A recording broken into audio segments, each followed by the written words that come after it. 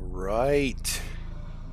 We are back for encounter number 5. I don't know why that says that 4 on there, but I'm going to fix it. Because this is the 5th encounter. Yes, it is. I'm saving that too. Save encounter. Boo, boo, boo, boo. There it goes. Number 5. Yes. All right. It's theirs. Encounter number 5. The true threat. All right. So our adventurers have made it past the big boss. Had a little tough time with that. Oh, I do need to update their hit points and everything too from the last session. But they did, end up having to use a lot of surges and,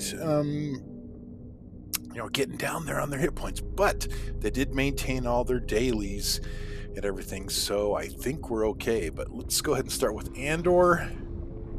He is at 28 of 30, so I need to put 2 damage on him here. And he is down to 3 of 7. Ouch. Harbrek is at full, but he is at 6 of 12. Ooh, this is scary. Mira, she is at 5 of 7. She got hit pretty good a couple times there last session. And Perrin, he is at 6 of 9. And we're going to have a new exciting character joining the party, which will be Skylar. But we are not going to have her enter into the combat until round 3. And the reason being for that is we are facing a young white dragon. Ooh, 200 hit points. This could be interesting. We'll see. I mean, this is 5 encounters long. The Kobold Hall of the Dungeon Master's Guide. The little adventure that's in there, and it's kind of funny how it's written here. It says, if these heroes survive. Well, we'll see. This should be pretty interesting, and we'll go ahead and get right into it and see what happens. So, basically, the heroes have found themselves into another chamber, coming their way down, and I love this little effect that's going on here from Albert, the little snow thing. I figured since it's an ice dragon, we might as well go ahead and put a little bit of cold in there. This chamber, as they're coming to the entrance there, it features a frozen pool about 2 feet deep, and it's frozen solid. It does function as difficult terrain, so it will cost 2 movement to actually move across 1 square on there. Now, of course, our young dragon here has, what has he got here? He's got Ice Walk, so he goes across it just fine and ignores the difficult terrain. Joy. But he also does have Fly 6. So I figure this would be him being a large creature and everything. I'm figuring he would, we're probably like maybe a 20 or 30 foot chamber ceiling here that he could fly around in. And we'll just go ahead and play with that there. It didn't really say in the encounter or this encounter here how high the ceiling was, but I'm figuring since it's a dragon, and it is a large dragon, we're going to go ahead and say that's about, let's say 20-25 feet. How's that? We'll just put it there. We'll say the roof is 25 feet tall.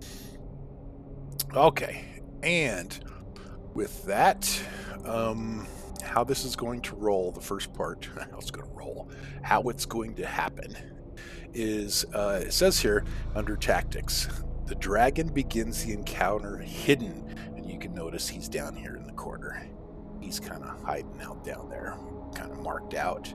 And up at the top there is Skylar, and she is hidden too. Well, she's not hidden, she's not there yet. So, with that, we will, what's going to happen here is the dragon is hidden, and then we're going to make stealth checks for the dragon opposed by the player's passive perception. So I have the dragon here with his stealth of +3, and then we're going to see if our heroes are surprised. So what happens is if the players whose passive perception is lower than the dragon's stealth check are surprised. That means the creature can't take actions, the creature grants combat advantage, and the creature can't flank. Well, yeah, obviously, if they're surprised, they're not going to get their one action in the surprise round. So, but it would be nice to see. We'll have to see how well and stealthy this dragon is, knowing that our adventurers are coming down. We're kind of doing the reverse surprise round in this one, to where the dragon is being stealthy and hidden, and to see if it can come out and take its surprise action to do something on the heroes. We'll see. First of all, let's go ahead and roll some initiative. Let's see where everybody's going to line up. This could be interesting. Did we roll? It did. Oh my goodness. Okay, this is not bad. The dragon got the lowest initiative score. Interesting. Andor got his, they got a 22, Harbrecht got a 16, Mira got a 14, Skylar got a 14, and Perrin got a 14. So what we will do, there again, Skylar will not enter the combat until round 3 is showing up. But what we're going to do now is go ahead and roll that stealth check for the dragon, and let's see who's surprised. So 1d20 plus 3 against passive perceptions. Here we go. Ooh, that's only 12. The only person, if it's lower, nobody's surprised. So with that, I think nobody's surprised. Or does everybody get to act in the surprised round? You know, I think the players whose passive perception is lower than the dragon's stealth check are surprised. So I'm going to say nobody's surprised, and I'm going to give everybody an initiative order, something that they can do, including the dragon.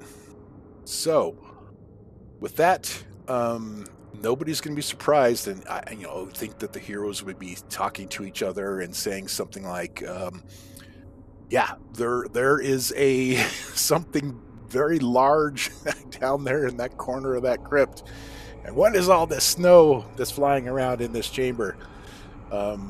Anyway, we'll see what happens. So with that, we're going to start with Andor. He will get his one action in this surprise round, and I'm going to give him his 6 movement. So he's going to go 1, 2, 3, 4, 5, 6. I'll have him go there, and he's going to go, yep, there's a dragon. I'm going to go ahead and make him visible here now. I got a dragon over here.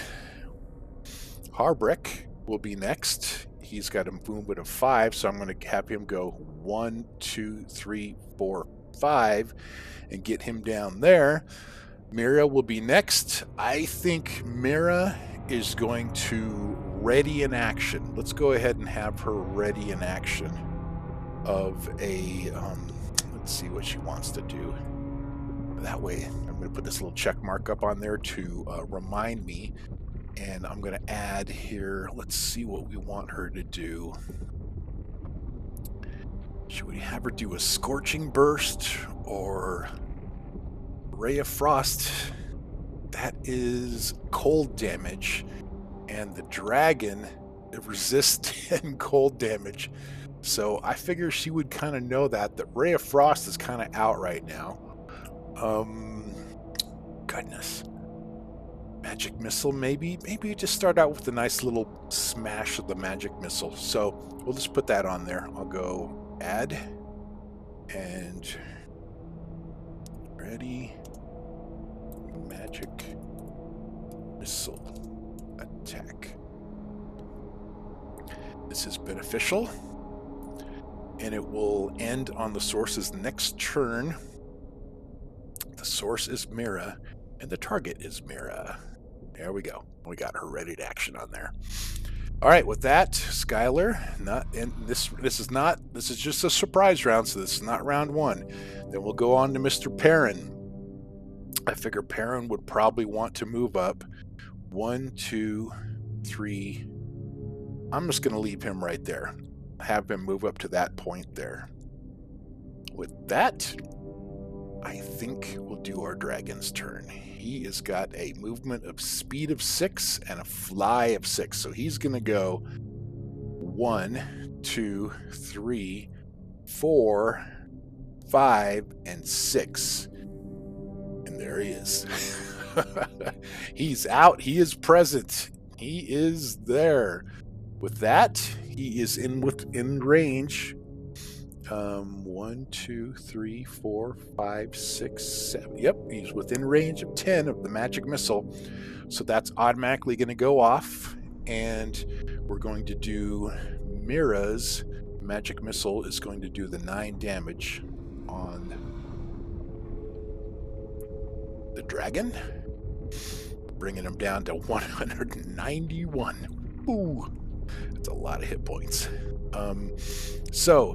Nothing really triggered action. The only triggered action this dragon has is this tail slap. An enemy hits the dragon while flanking it. This could be dangerous for Andor and Perrin, or Andor and Harbrick, even Perrin too if he's flanking. But oh my goodness, the dragon's breath, oh, everything, frightful presence. Oh boy, let's see what's going to happen. All right, surprise round is done. We are now moving on. Dragon didn't roll very well with that stealth check, so nothing goes on there. With Mira, this is with the dragon moving in there on the surprise round. I guess it would go off at the beginning of the first round, but I'm going to go ahead and take this off now and remove that because she is already taken her ready to action, which I guess would still be in the surprise round. Yeah, so. All right, because she did not move. Her one action was the ready in action and then attack. Can you take a ready to action in the surprise round? I am not sure. Let's find out.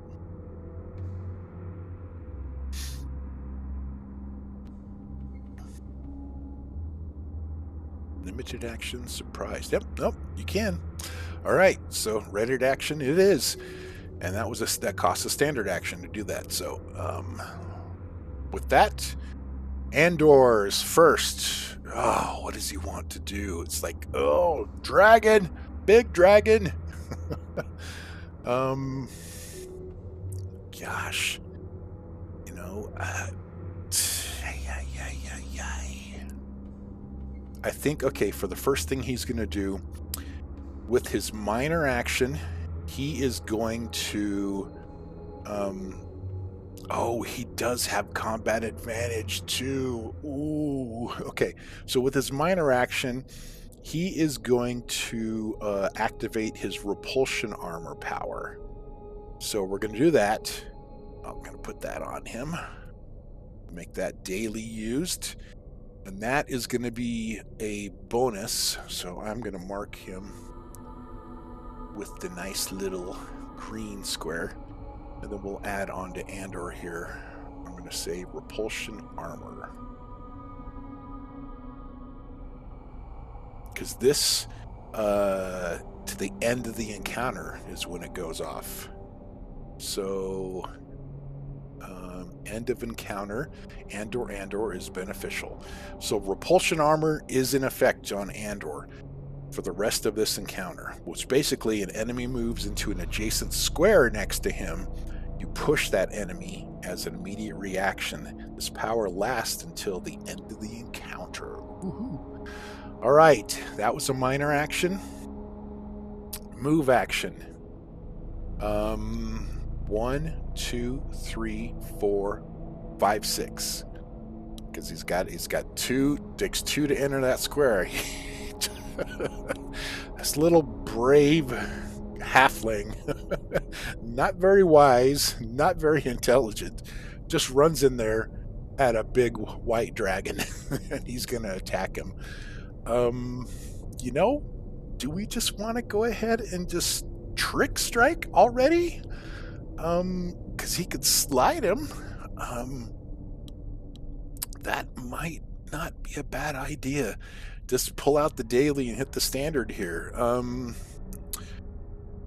So he could do his attack with a +10, plus he has combat advantage, so that gives him a +2 because of his first strike class feature.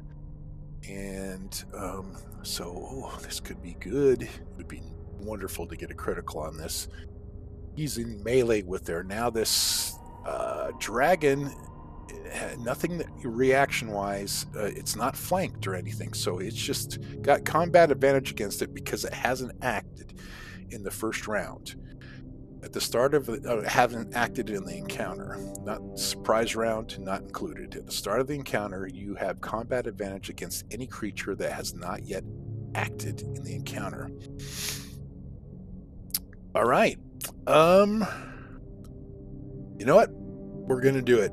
Trick Strike daily coming out. Hopefully some big damage. We're going to use it. So he's going to do +12 versus AC. This is a lot. Make sure I got everything on there. Goes in with his duelist daggers. All right, here we go.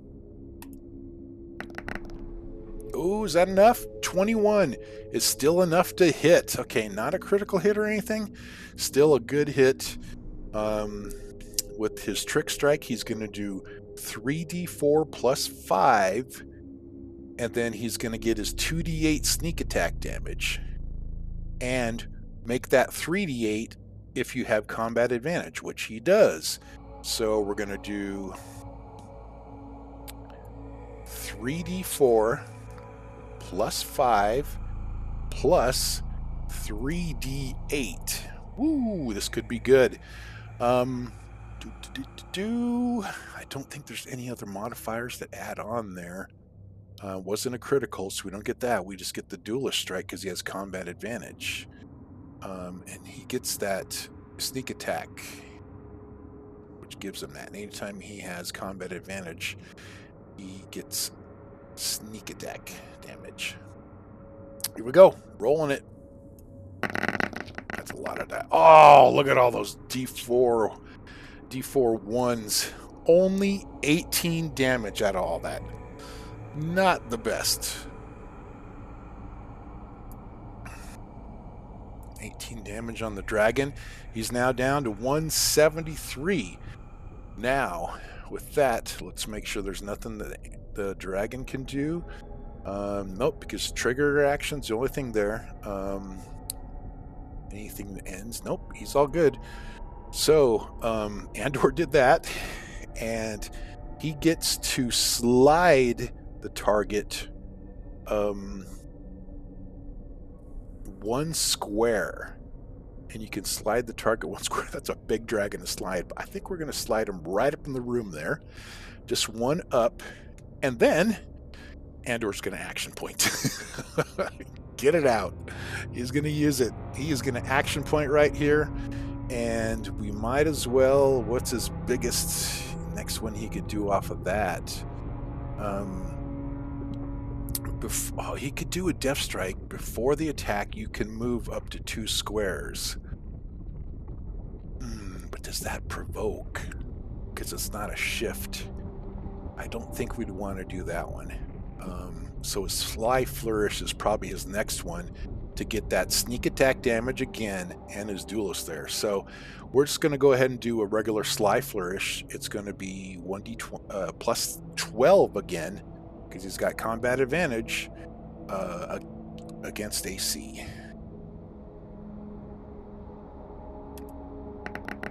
Oh, yes! There you go!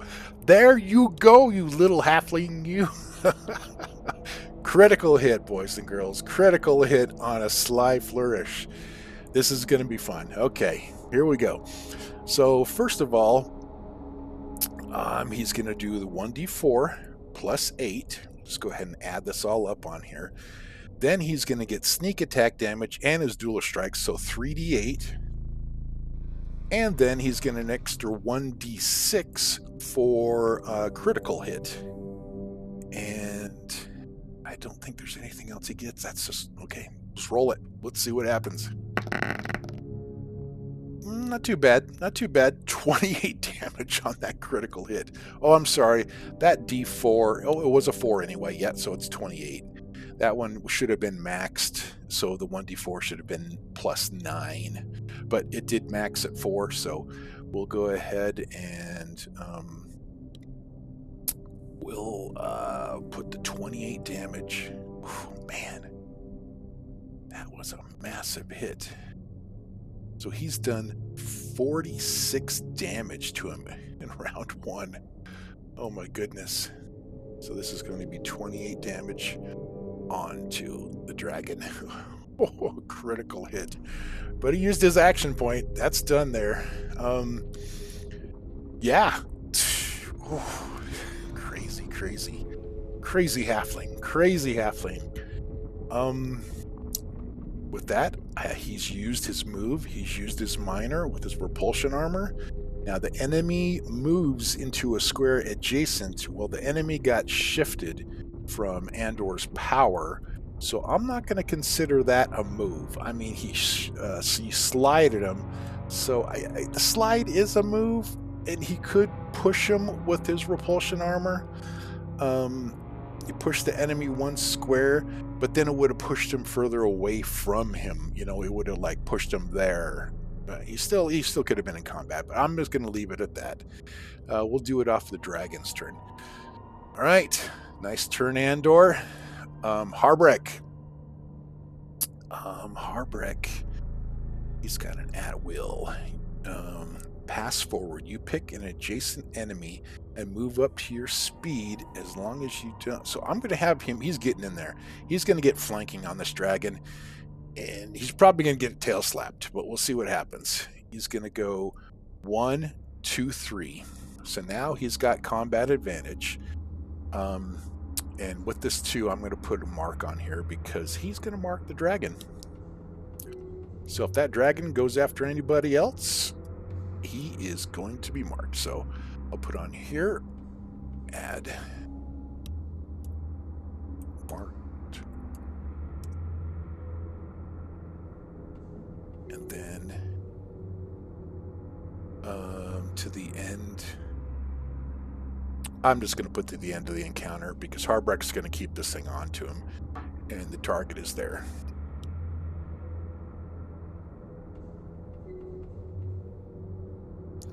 All right, and this is not beneficial. So he is marked.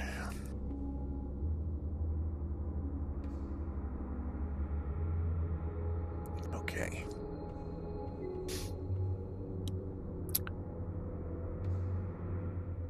And with that, we are going to see what happens next. Let's see. Okay. Harbrecht. He's in flanking now. When does this go off? Enemy hits the dragon while flanking it. Okay, so this is going to be immediate reaction if that happens. So, what does Harbrecht want to do? Is there something he could do to slide it so it wouldn't hit him? I mean, it hits him, and this thing's got to reach it too, so it doesn't really matter. What are his dailies?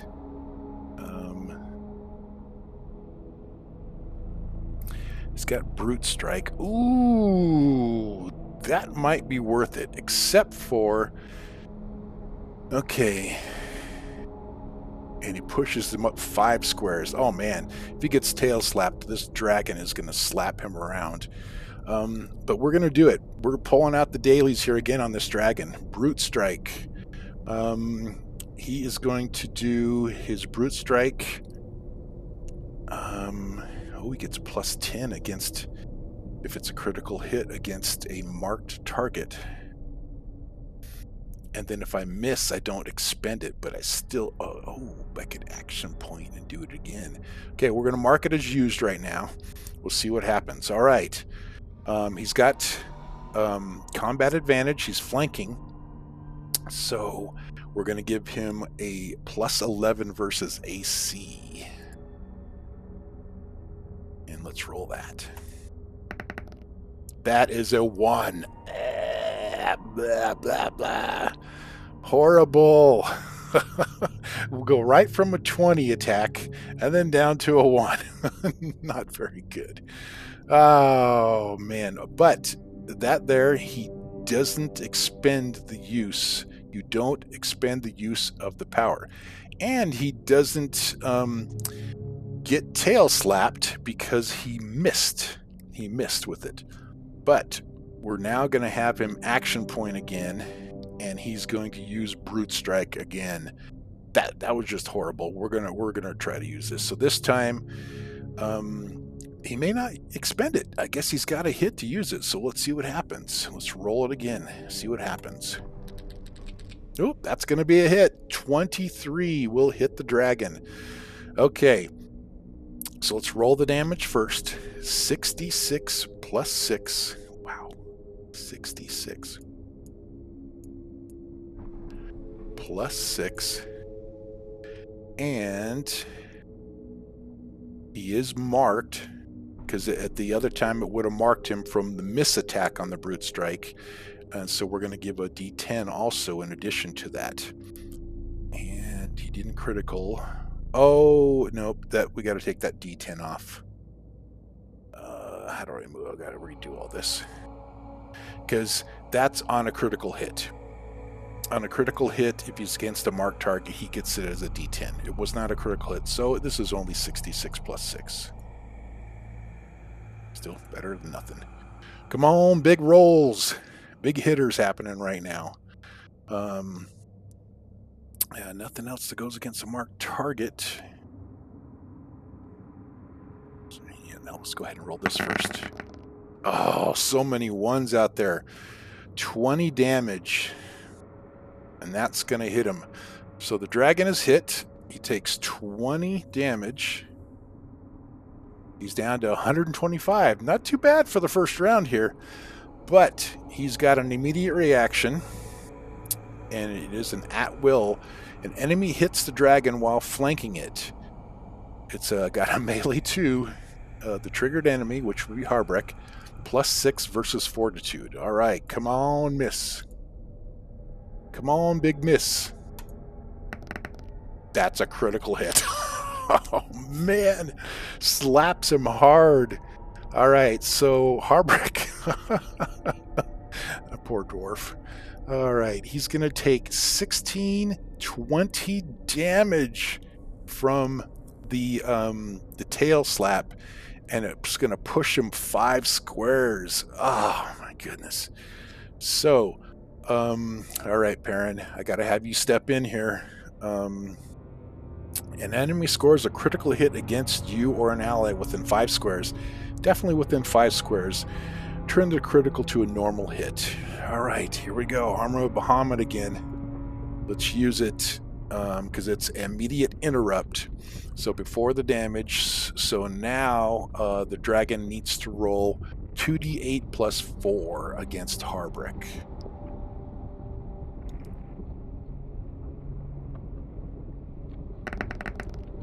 Oh, max 13 damage. That's a lot better than the 20. 7 away, but still, 7's good to keep. So, 13 damage against Harbrek. Damages him. He is down to 24 or 37, not bloodied, but it's going to slide him 5 squares. 1, 2, 3, 4, against the wall. I'll say he slides him up over here. Slaps him around, he kind of just rolls. I mean, he's right here, so just go 1, 2, 3, 4. And then I guess he could push him down further 5. Let's check that again. 1, 2, 3, 4, 5. He kind of hits him and rolls him around. Oh, big slap. Big slap. But thanks to Perrin, it changed it from a critical hit of 20 damage to a 13 damage regular hit from his Armor of Bahamut. Not too bad, but he's used his channel divinity for the encounter because of that. Okay. Harbreck still does have a minor action.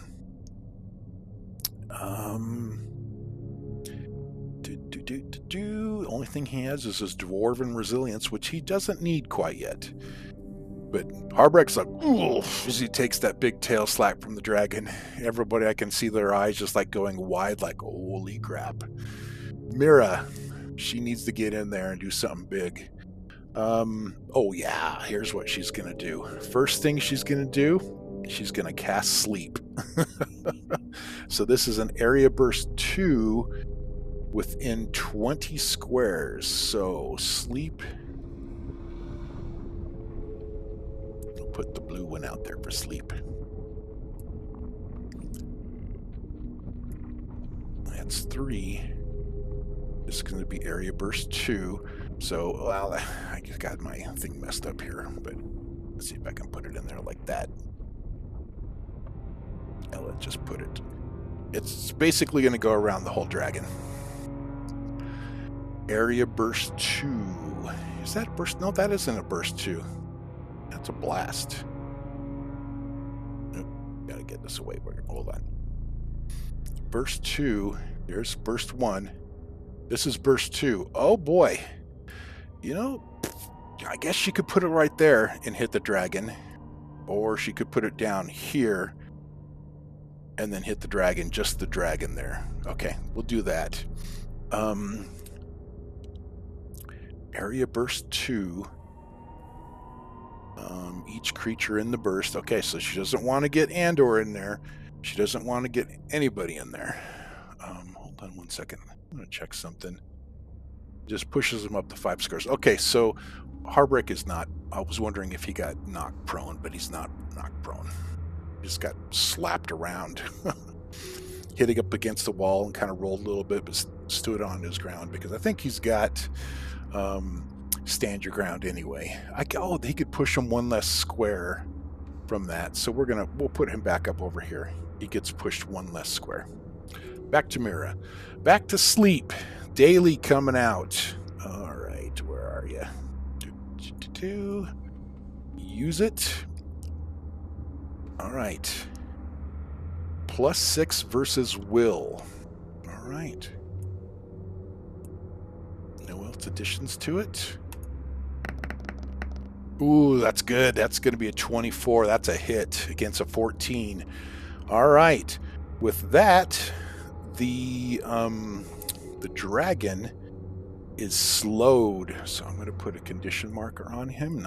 He is marked, and he is also slowed. Okay, so that's his condition. Let's add it on there.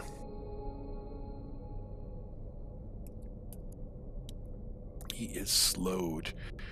And that slowed, I think, was a save ends. It's Mira's to his. Let's go find out. Yes, it is a save ends. And so, because if he fails the saving throw, he falls unconscious. Come on. That could be really, really good. And then the save ends from the unconscious, too. The target is slowed. With the miss, the target is just slowed. That was a hit. No damage on there. Good use of that power. What else do we got for Mira? Nothing else that needs to go on there. The dragon's like, I feel slowed and marked. All right, she still has a minor. She doesn't really have too much minor things she can do. Just her triggered reactions. Hit by an attack with shield. Oh, the whole group's kind of spread out here. So let's go ahead and take the sleep zone off now, because it does not persist. Oh, I guess she could have used her War Mage power to increase the War Mage staff power to increase it by 1. That's a free action daily, but nope, we're not going to do that. I think that size was just fine. It didn't need to be more. Didn't need to have more people in there. The the dragon is now marked and slowed from sleep, and we probably, I think, we'll just have her shift up one. I don't think there's really anything else to do with that. She does have a move. Her move, she could go further. You know, maybe she wants to get away, so maybe she could go 1, 2, 3, 4, 5, 6. But that leaves her right there for that dragon, and Harbrick is so far away. But I think when the dragon attacks anybody, it takes a -2 penalty now to its attacks that doesn't include the creature that marked it. Well, he slapped the guy that marked him away, so he's still marked. So, you know, Mira just wants to kind of get out into here, but I think for now, it better be safe than sorry and just leave her where she's at. And with her move action, I mean, she could change her move to a minor. Or is that? I don't think you can change a move to a minor. Oh, you could, but she doesn't have any minors to use. Free actions. Anything on her equipment she could do? Nope, it's all there. She did her sleep. She doesn't have another standard unless she wants to action point right now. I mean, she could action point and get some more damage going on there. She could probably acid arrow. The only problem is she wouldn't be able to make the secondary attack because it's got to be other than the primary target. Area burst 1 centered on the primary target, each creature in the burst. That would make it hit Andor right now. It's not friendly. But she could do... she could just do a magic missile or scorching burst. I think we do more damage. She has her burning hands, but he's not that close yet.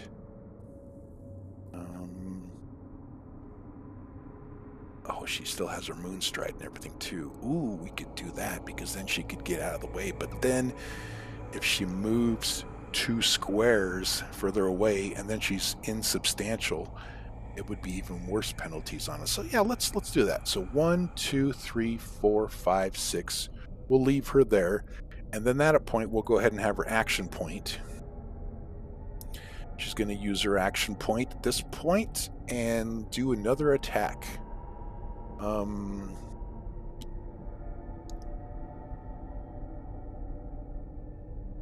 She's not hitting 2 creatures or anything, so... I mean, she could potentially score an 11 fire damage, and this white dragon is not vulnerable to any fire or anything. It just resists 10 cold damage. So, I think we'll just be safe and do another 9 damage from Magic Missile. I mean, it's kind of a waste to just use a Magic Missile on there, but she can't use her Acid Arrow, or she's going to end up hitting Andor. So we'll just have her action point. You know, I'm going to save it. I got a feeling. We're just going to save it for right now. She's saving it, moved out there, moving on. Skylar's not here yet. Perrin. Perrin is next. All right, Mr. Perrin, he wants to cast Bless. Close burst 20, you and each ally. Okay, let's do it. So... that's everybody who's within 20. So he is going to use his minor to use his daily. And he's going to use it. And basically, close burst 20, you and each ally in the burst. Each target gains a +1 bonus to attack rolls until the end of the encounter. All right. Bonuses all around. You... and each ally. Okay, so Perrin, there's a +1 for you. Mira, there's a +1 for you. Andor, there's another +1 for you because you already have your repulsion armor on. And Harbrick, there's a +1 for you. So let's add that all up on there. Start with Perrin. where'd it go? +1 power bonus to attacks. So +1.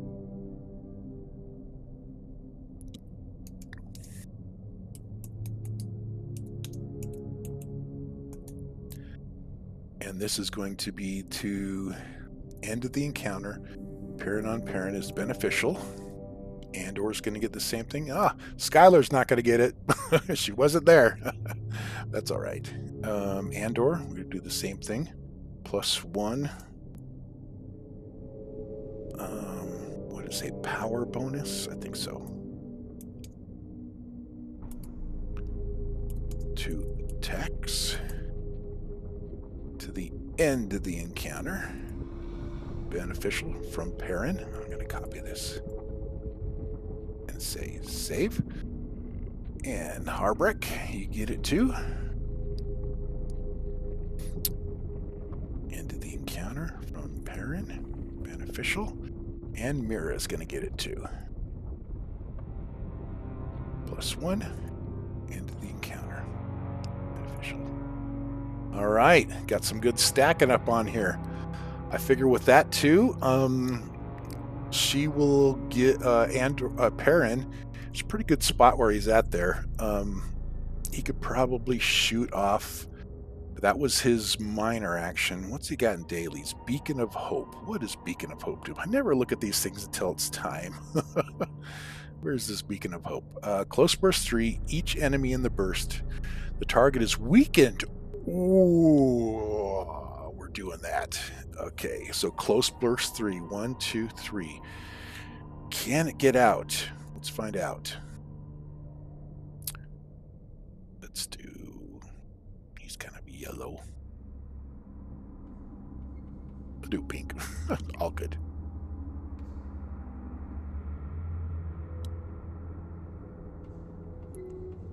That's 1, 2. Oh, it can just barely get him. Yes, it can hit him with a close burst 3. 3 squares away. 1, 2, 3. He can get the dragon in it with his Beacon of Hope. Okay, so he is going to burst out, and he does get a +1 to this. He's not flanking. It's just a close burst 3. And let's see if he can get the target weakened. And the effect, you and each ally in the burst regains 5 hit points until the end of the encounter. So maybe I should have him go down to, let's see here. 1, 2, 3. Oh, he's right next to that dragon too, and he's flanking it. We don't want him to do that. Can he get him there? He can get, okay, he can get Harbrek if he goes there and does it. Okay, that will help Harbrek with his hit points at the moment. So let's do that. Come on and hit. So +6 versus Will. Roll it, roll it. Ooh, 15 against Will is just a hit. Oh yes, the dragon has a 15 exactly against Will. Did I add the +1? I did. I sure did. Okay, so he's going to hit him, and the target is now weakened in addition to all its other conditions. And this until the end of its next turn. So put this on the dragon too. Got all sorts of big stuff coming out. And we'll go to the dragon here. Let's add it. He is weakened.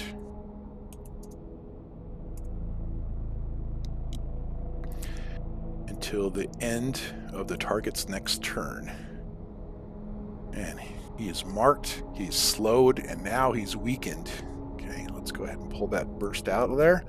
Nice job, Perrin. He still has a minor... Oh, wait, we forgot Perrin, and then also with his beacon. Let's take that off, too.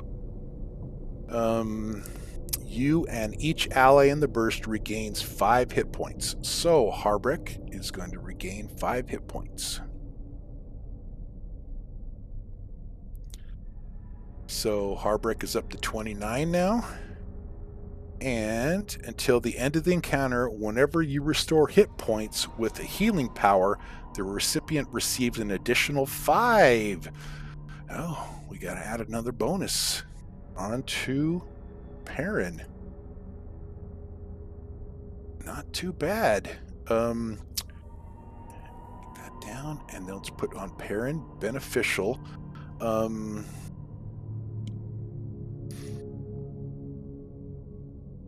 I'll just say healing plus 5. Add. Oops. Perrin. Add.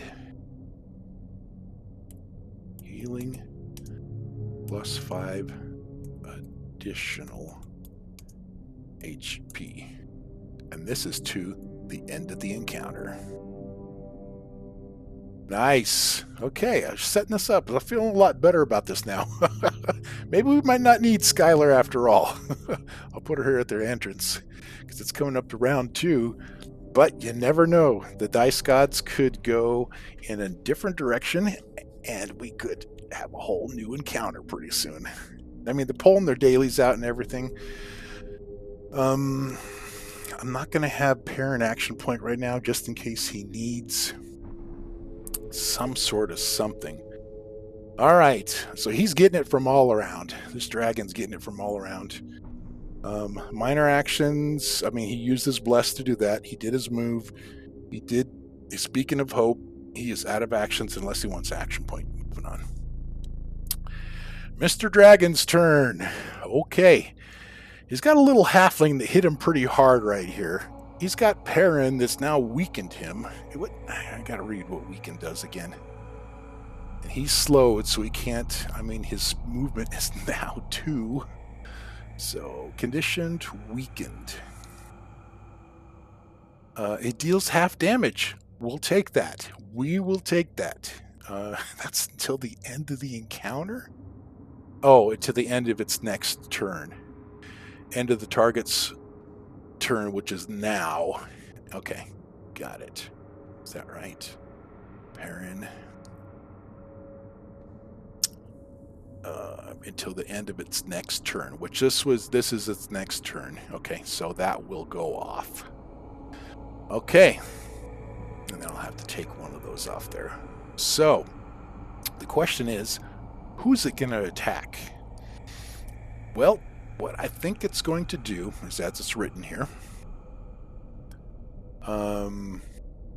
it starts by flying to a spot in the party, and it's going to use its breath weapon against as many as it can. So, its breath weapon is going to be a close blast 5. So, he can't. Okay, we spread out our heroes pretty good. This is going to be an icing breath weapon, so I'm going to put blue out here. And it's a blast 5. So it can hit Perrin and Mira that way. Oh man, if I would have kept Mira back where Skylar's at right now, would it be okay? Or it can do Perrin and Harbrick. Or can it do... Can't do Andor and Mira. It can only do those 2 there. Where do we want to do this? Okay, close blast 5. It's going to be a reflex, and the target is slowed also, and then half damage if it misses. Okay. So, let's... If it does it over here with Perrin and Harbrick, it is targeting the Harbrick, so it won't take the negative, was it -2 penalty?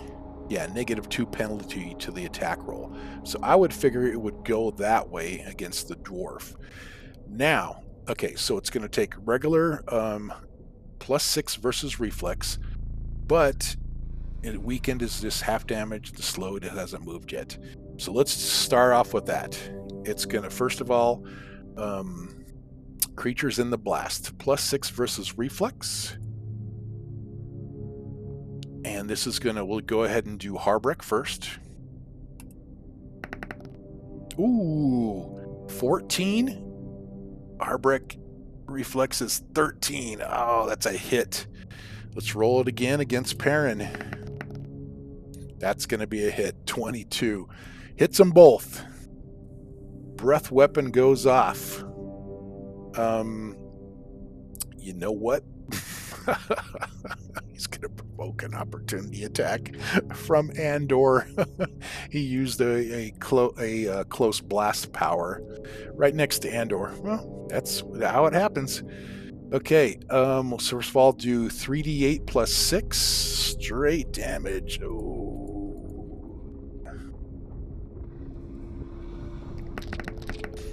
Oh, 16 damage. What kind of cold damage? And they're slowed. Oh boy. So Harbrick, 16 damage on him. You know what I said about the turns and everything? He's instantly bloodied. Perrin, 16 damage. He's instantly bloodied. Frozen bloodied. Ow. And they're slowed. We need to put a condition on them. They're like, oh.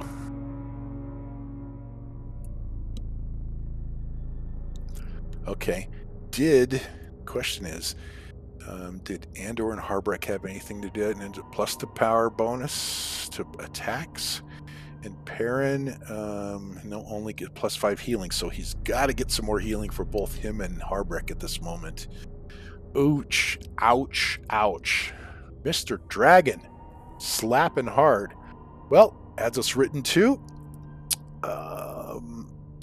he immediately uses an action point. Yes, he does have an action point. We'll use number 1. And he used his breath weapon, which was an encounter power. And then he is going to Frightful Presence. Close Blast 5 targets enemies. All right, so I'll just bring this one out here. Let's get it to a Blast 5. I think that's going to hit everybody. That's 1, 2, 3, 5. That's pretty much the whole entire map. It's gonna hit everybody. 1, 2, 3, 4, 5. Yep, everybody in the zone. Okay, so with its frightful presence, it's gonna do targets enemies plus 4 against will. Wait, did I get the slowed on both Harbrick? I didn't. Okay. Let's read it here real quick. One thing at a time. They're just slowed. Save ends. Okay, so Harbrick, let's add on there. He is slowed. And save ends. And then the same thing is going to be Perrin. Slowed. Save ends. Okay. Perfect. All right, Frightful Presence. We'll go ahead and start. We'll go in order. Pretty much Andor, Harbrick, Mira, and then Perrin. All right, plus 4 versus will. This could be bad. This could be bad. Now, hold on a second. With this one, no, because it is targeting Harbrick in there too. The Frightful Presence is including him as a target. So I'm going to say he doesn't take a -2 penalty to his attack roll. Straight up Frightful Presence, plus 4. Is there anything anybody else has? Andor. The dragon has not moved into a square adjacent to him. So its repulsion armor doesn't go off. Harbrick doesn't have anything. Mirror just a plus 1. Nope. So, and so is Perrin. Perrin's just the healing and the plus 1. So Frightful Presence, and this is going to stun him. Plus 4. Let's roll it. This one's first against Andor. 14, which is 18 against Andor. Against his will is a hit. Got a hit against Andor. Roll it again. This one for Harbrick. That's critical hit. You remember what I just said a few minutes ago? Well, at least it's not doing any damage with Frightful Presence. And let's go ahead and roll it again against Mira. Ooh, is that a miss? 10 is a miss on Mira. Nice. Okay, and we're once more again on Perrin. 16 on Perrin against his will is a miss. All right, so Perrin and Mira both don't fall to the Frightful Presence, but Andor, he's stunned until the end of the dragon's next turn. Oh boy. We got a lot of conditions going out here right now. And Harbrick is also stunned until the next turn. All right, let's see if Perrin's got anything he can do to this as immediate reactions. He uses Channel Divinity. Nope, everything else is minor and standards. Nothing can come up. Mira didn't get hit, so she doesn't have anything she could trigger to do differently on it to Moonstride out of that. She wasn't, I mean, it didn't hit her, so all good. And there was, wait, I forgot that he was weakened. He was supposed to do half damage on his breath weapon. What did he do? 3d8. 16. And that was against, if I remember, yeah, it was against both Harbrick and there. So I need to give him 8 hit points back. I forgot about that. He's weakened, and so they're not going to be bloodied. Healed for 8 because he did the 16 damage, and so we need to, the dragon is weakened. So with its weakened state, it does half damage, just as it would have with its breath, but the slowed effect still is there. Okay. And with slowed, I think their movement just becomes 2. Yep, your movement becomes 2. Okay. All right, back to Frightful Presence. Now we need to add a stunned onto Andor and a stun onto Harbrick. And that is going to be a stun until the end of the dragon's next turn. Oh boy.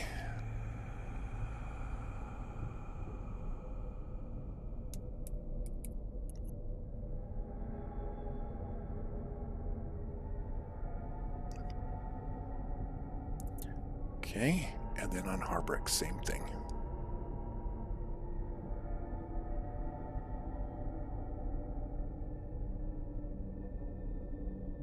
Oh boy, oh boy, oh boy. Okay, let's see if this weakened and stuff goes off after that. So the dragon has used its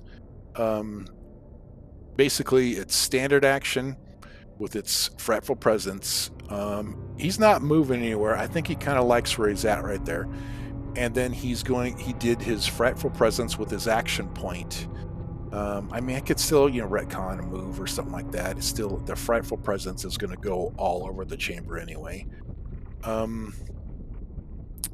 think maybe we'll have him shift down 1 there.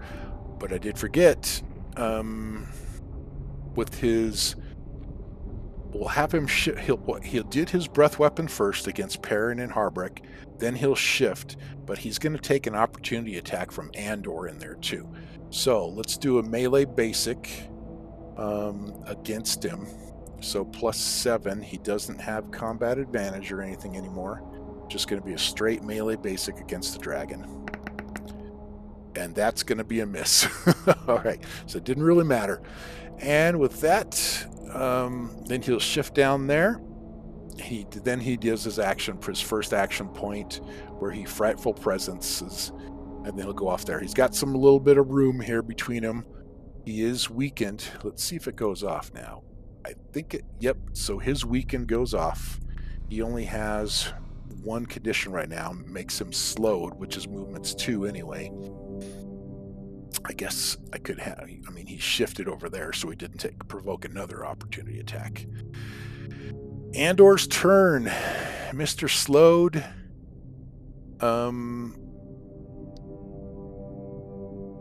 Marked. How did he get the marked on him there? Oh, I was clicking the wrong way. Okay. All right, so he's stunned, but he does have a +1 power bonus. The dragon didn't move into a square next to him, but you know, he's not hit. He didn't get hit. He used his oh, I know what he's going to do now. All right. He is going to use his duelist dagger power. It's a minor. You have combat advantage against the next creature you attack with this weapon. Yeah, he ain't letting this dragon get away. And then he can do a single shift. Nope, he can't shift in difficult terrain. He's going to have to do 2 movement, which he can do that to get into combat advantage. I mean, to get into melee with them, but he has combat advantage against them now because of his duelist daggers. And then he can do a positioning strike and maybe get it up there so Harbrek can come up and he I don't know if Harbrek wants to get slapped by that tail again or not. But let's do that. Let's what's his best hit? I mean, he already used his trick strike. He can tumble to shift up to his speed, but you can't shift in difficult terrain. So his best thing to probably do is just a sly flourish, just to get as much damage as he possibly could. Because he doesn't really need to position the dragon right now. He's got him kind of pinned up there against the wall. Yep, let's just go ahead and do a sly flourish, because I don't think he needs to move. I mean, he could use his death strike where he gets to move 2 squares, which that's to 2 squares in difficult terrain, and then make the attack. And then he still has a move action to where maybe he could shift back with his tumble to kind of get out of the range of this dragon's claws or anything. Let's do that. So 2 movement, he'll do his death strike, which is going to be, he's got a +1 for attack bonuses from the bless, and then he's got a +2 for combat advantage, and then added on to the 10, so he's got a +13 versus AC. 13, that's going to be 26, is going to be a hit. All right, with his death strike, he just pretty much, he's got sneak attack damage. He didn't do a critical. I think I did that wrong. I think I added that in for, oh, he had that 1 critical hit that he did, yes, okay.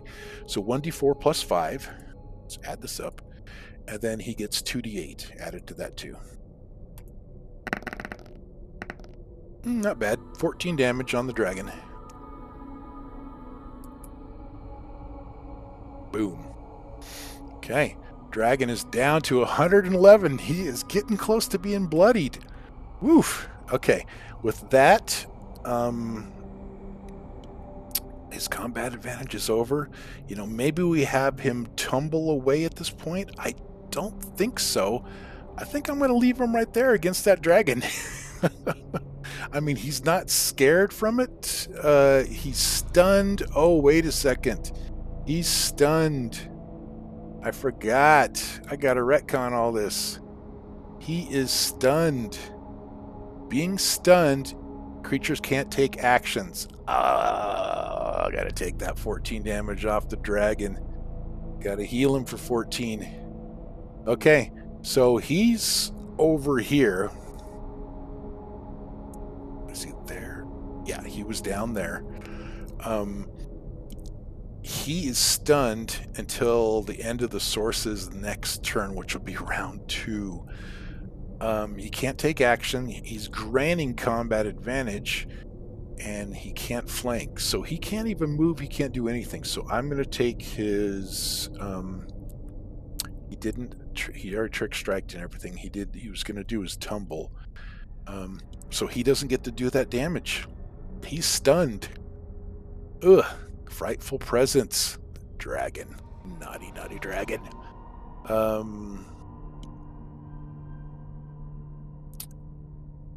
After effect, the target takes a -2 penalty to attack rolls. Save ends. Ooh, boy, Andor. Okay. That's all he can do. So he's going to stay there. He's stunned. He can't take any actions. On to his next one. Harbrek is stunned. He cannot take any actions. Can't do anything. Mira is next.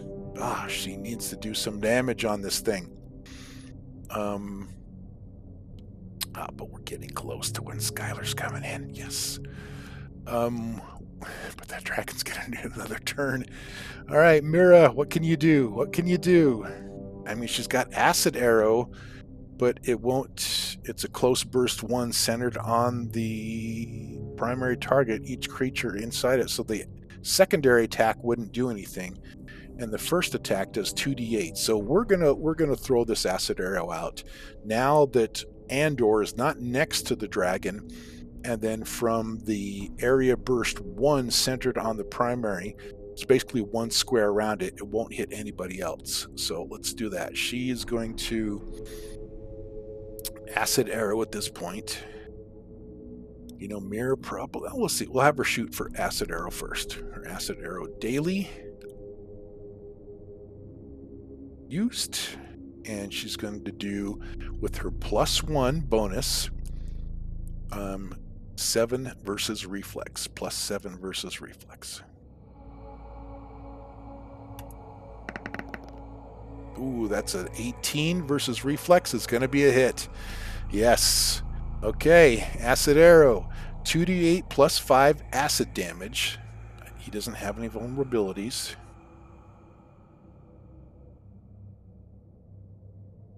Ooh, but nice ongoing.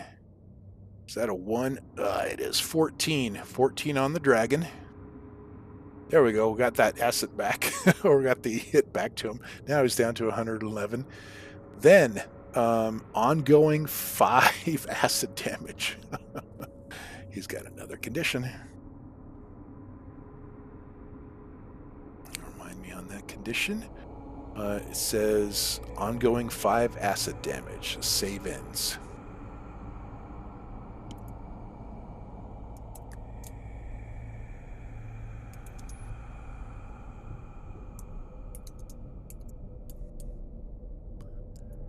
Save ends. Oof. He's slowed, he's marked, and he's now taking ongoing acid damage. Good shot, Mira. Oh, she did not use her action point either. Ooh, okay, now she can make the secondary attack. Basically, a close burst 1 centered on the primary target. Each creature in the burst other than the primary target. Nothing happens. No need to do anything there. Make sure I didn't miss anything on that hit there. Critical half damage on a miss. Ongoing 2. Okay. So I'm going to mark off the secondary attack because it kind of just goes off and it's used. It's done. Now, should we have her move and then maybe do an action point at this point? You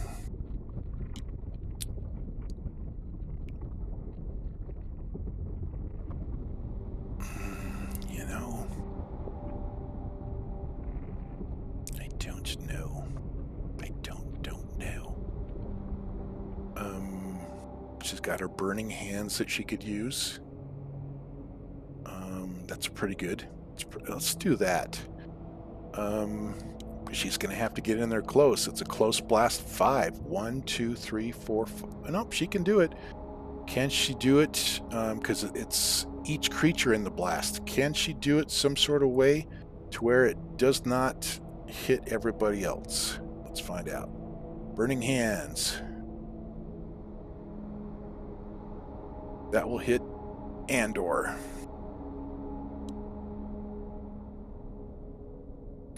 You know, it's probably not a good idea right now to hurt your allies. She can't put it there. She cannot get it to hit anybody without hitting an ally. So she learned from this in the first dungeon delve, the last one, where she decided to hit a whole bunch of people. Oh, it's got and the turn's coming up too for the dragon to see what it does against its slowed from sleep. Okay. Mira, what to do? Do we want to action point at this point? Because, I mean, the only thing she can do now is, you know, maybe they can get out of the way here at some point.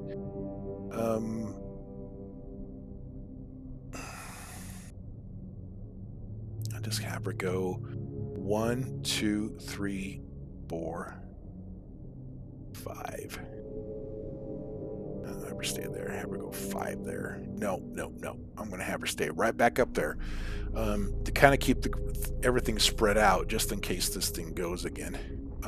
We'll leave it at that. Skylar's not there yet. Perrin is next. He is slowed.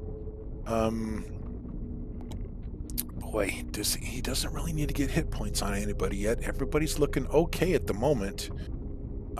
So his movement becomes 2, so I think he would probably want to get back a little bit, but he doesn't want to lose.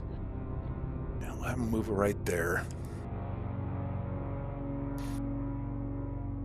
And Andor should have something coming up. So he's going to do a Lance of Faith here. That's a power bonus. With Andor's, oh, it is already a power bonus. So, but it could, with the Lance of Faith, it could bump it up to a +2, so they don't stack, so it doesn't become a +3 with his power bonus, because it's already a +1 power bonus. What else has Perrin got here? Grasping Shards. Area Burst 1 within 10.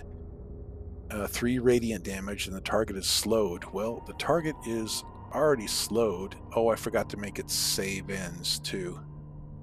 Let me go ahead and roll that real quick to see if it saves. Oh, wait. Stunning or not? Yeah, no, so slow. So it does not save. It's still on there. So the dragon is slowed. It's only got a 2 movement, which it moved its 1 square there. Well, it ignores difficult terrain because it has Ice Walk. But what else can we do, Perrin? Come on. Knack for success. Yeah, close burst 5 unit. I choose saving throw. Can Andor get a saving throw? Who needs a saving throw right now?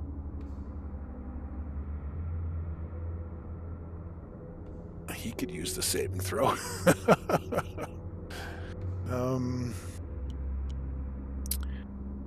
I can shift his squares. +2 power bonus. +4 skill check. Okay. So +2 power bonus to his or her next attack roll made before the end of his next turn. But he doesn't do any damage that way. So probably Lance of Faith is our best bet. Okay, Perrin has a +1 power bonus. He's just slowed, and he gets a +5 additional for his healing if he uses anything. But let's go ahead and have him do a Lance of Faith. +5 versus reflex, which is going to make it a +6 versus reflex.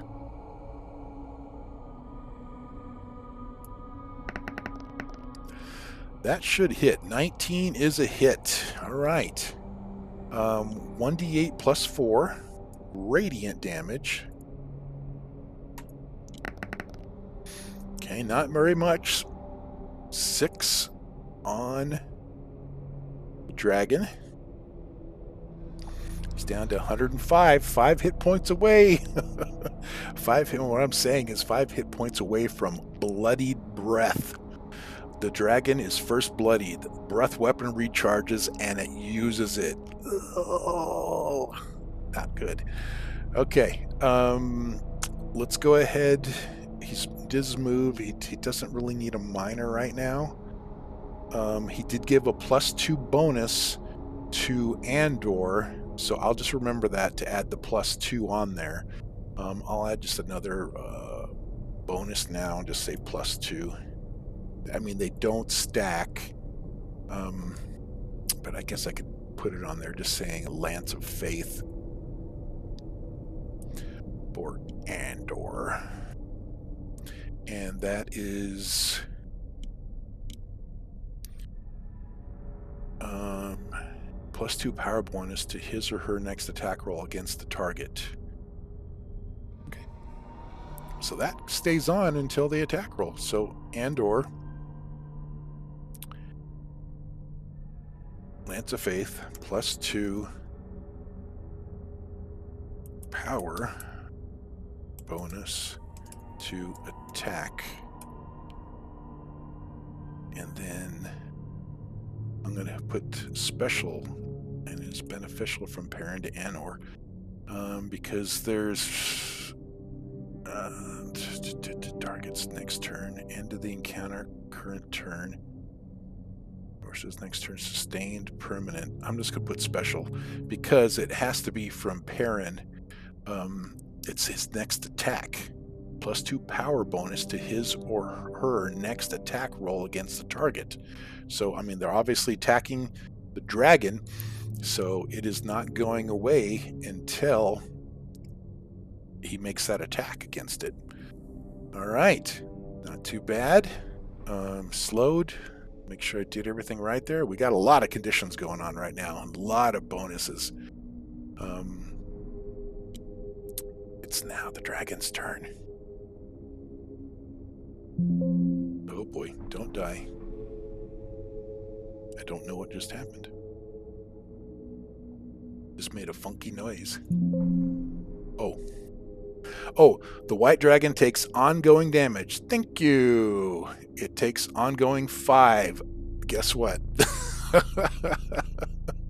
With that ongoing 5 damage, it is going to be bloodied. He is bloodied. So, as a free action and encounter power, we'll go ahead and take his bloodied. Oh, that shouldn't have gone off there. Well, recharge it. That's when it'll go off. What did I... Oh, it's breath weapon recharge. Oh, I need to check too to see if that recharges. Okay. All right. So his breath weapon, he used it. His bloodied one. Okay, first of all, when he takes that ongoing acid damage, let me check the recharge first. If he rolls a 5 or a 6, he recharges his breath weapon, but it recharges anyway because he's bloodied. So I am not going to worry about rolling it. I'm going to use it. It recharges his breath weapon, then he's going to use it again. And which is he going to do here? It is a close blast 5 of ice. Ooh, this is nasty.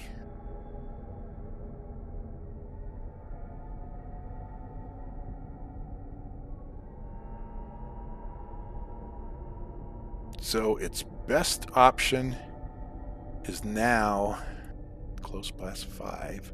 1, 2, 3, 4, 5. Oh, made it too big. There it goes. Oh, but it can't get them. It can't get them all in there. Nope, because it can't get them. We're spread out enough to where you can't get it anywhere. Nice. That's not too bad.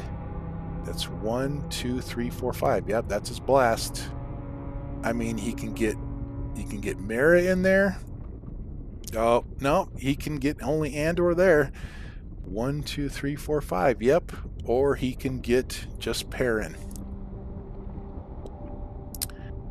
You know, I'm thinking he's got some major damage going off on Mira right now. So I think he's going to blast out at her like that. Because she didn't get slowed by it. And this is also a free action, by the way. So maybe he can get her slowed. She's only got the power bonus going on right now. And then he'll get his actions and everything. He took his 5 ongoing. He's slowed. We got to see if he saves against that.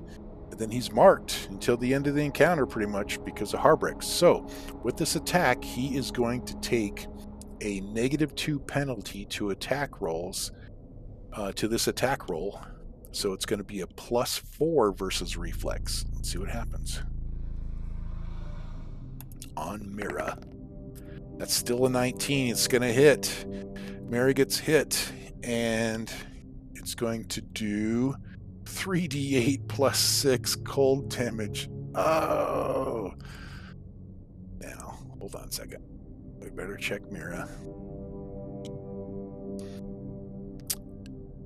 Immediate interrupt. You are hit by an attack. You gain a +4 power bonus to AC and reflex until the end of the your next turn. So she got hit by an attack. Before the damage is rolled, she gets a +4 bonus to AC and reflex, which this was a attack against reflex. Will it make any sort of difference? So her reflex is 17 +4 will make it not hit. Ooh, Mira, that works well. For her shield, you gain a +4 bonus to AC because it's immediate interrupt until the end of your next turn. We're doing it. That is a bonus. Let's add it onto her. That way we can make that a miss. And I'm going to put that on Mira as shield.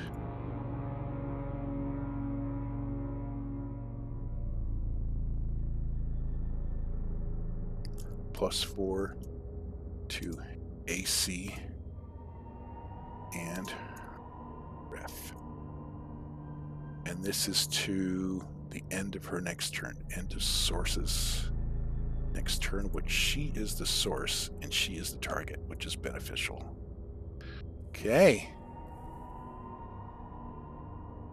Like that. Nice. So, back to the breath here.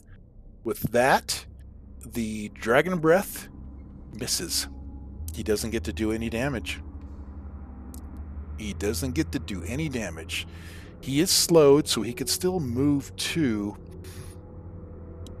You know, I would think he would want to try to get some sort of something going on here. Oh, because we got the top of round 3, and Skylar's finally going to make it in. He's slowed, so we'll just have him move 1, 2. Wait, 1. And if he goes there, Andor is going to push him, so we'll go 1, 2. He wants to kind of get closer to Perrin. And a little bit of distance from this halfling. Wow, being bloodied now. He still has his claw attacks and his bite. That's a melee too.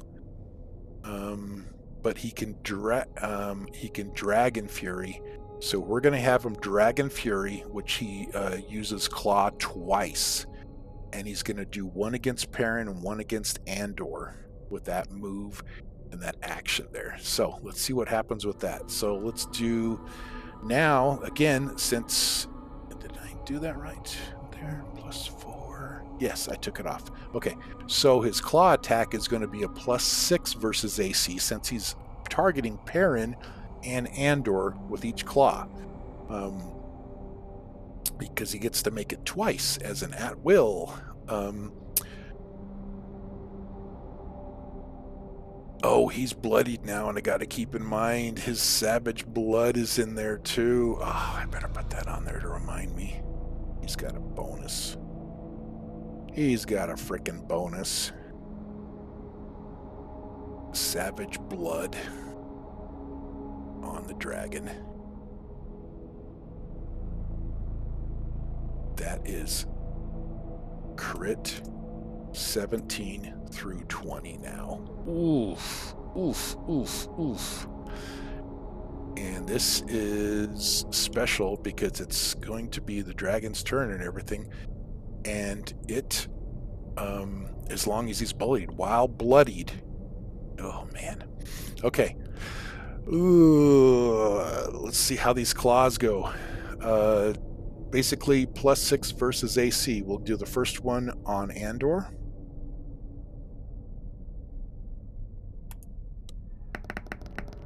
Oh, that's going to be a hit. At least it was only a 15, not a critical. It just rolled off that 20. there's anything Harbrick can do with all this? Because he's not attacking him. Whenever an enemy, you can make a melee basic attack against that enemy, but he's stunned. He got stunned on round 2, right? Oh, because it's going to be at the end of this dragon's turn that both Andor, their stunned will go off. Okay, that's what's going to happen. Okay.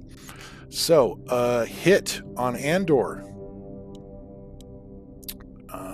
And the dragon is not weakened anymore, too. Okay. Let's find out what happens. Let me think real quick. Okay, so we got a claw attack going on Andor, which is a hit. We rolled a 15, so it's not a critical. I'm going to go ahead and roll one more claw attack on Perrin, and then I'll do some checking. Here we go. Please don't hit. -2 onto his claw, so it is +6. Oh, is that a miss? 15 against AC. That's a miss. That's a miss on Perrin. So Andor's the only one that gets hit. But let's see what Andor's got here.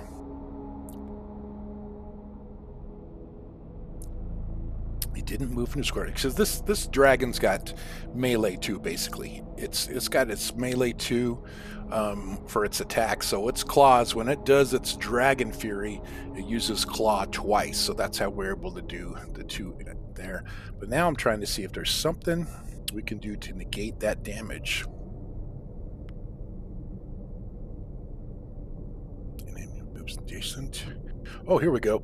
You were hit by an attack. The attacker must re-roll the attack and use the second roll. We're using it. A second chance. That's what it was. All right. Immediate interrupt. Okay, he's hit by an attack. He's got to re-roll it. +6 again. Come on, miss. Ooh, 17 versus AC of Andor is a miss. Yes. Powers in motion. I love it. Love it, love it, love it. Okay.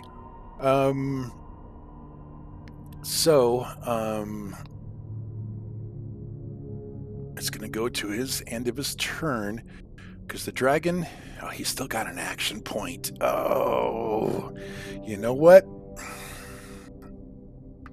I think I'm going to save his action point at this point. I think I'm going to save it just for the sake of the fact that Skylar is coming in. And she is a nasty ranger. Let's see what happens. All right. Okay.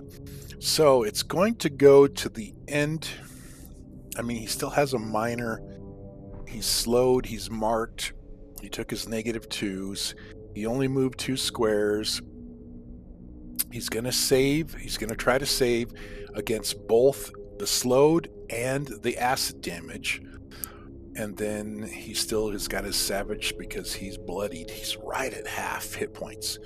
So, but also when he goes to his next turn, the stunned should come off of Andor, and the stun should come off of Harbrick because it's the dragon's turn here. So let's go ahead and roll. First of all, the save against slowed for the dragon. Straight D20. He does not save. Let's roll it again for the ongoing 5. And he'll save against the ongoing 5. Darn it. That's the one we didn't want him to save for. Oop, what happened? Oh, it didn't like my dice. I know it's still got. So this one is going to remove. And let me put that. He's got a bonus right now to remind me about that critical. There we go. Okay, so he's still slowed, but he saved against the acid. Dang it, that's the one I like to keep going with, but all good. 5 damage. We'll see what happens. to go to the end of this next turn. All right, Mr. Andor is no longer stunned, so that is going to come off of him. Yep, it did it again. It does not like that when you take one off in the middle. Huh, interesting. I'll just have to keep that in mind. I can remark it. Now he's got 3 bonuses on him. He's got his +2 is against his next attack against this thing, and he also gets a +1 power bonus, so they don't stack, so it'll just be the +2. And it didn't move next to him, so his repulsion armor didn't come into effect. So, with Mr. Andor, what can we do? He's already used his duelist powers and everything. He used his second chance too. So he's only got his positioning strike, his tumble. But I think I'm gonna have him move away from that. He could do a death strike where he can move 2 squares to get in next to it again. And then he could use his tumble to get away. That's what we were trying to do last time. So I think I'm going to do that. He's going to go up. Oh, but he can't shift in difficult terrain. I think that's correct. Let me look it up real quick.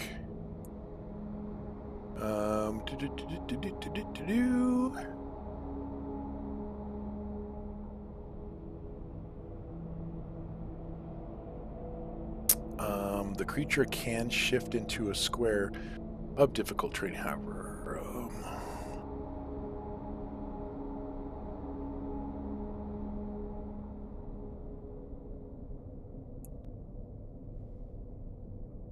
Let's see here. A creature can't normally shift into it.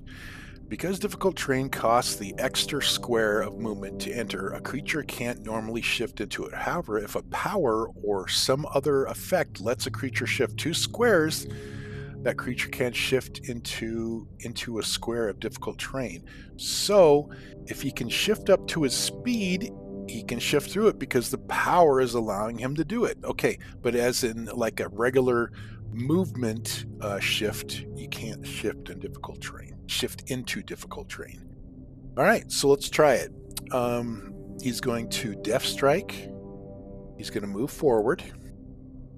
Get into melee with that large dragon again. And basically, he moves his 2 squares for difficult terrain. And then he's going to he's got his +2 power bonus. He doesn't have combat advantage, so no sneak attack. So he's going to get a 12 versus AC. Come on, critical.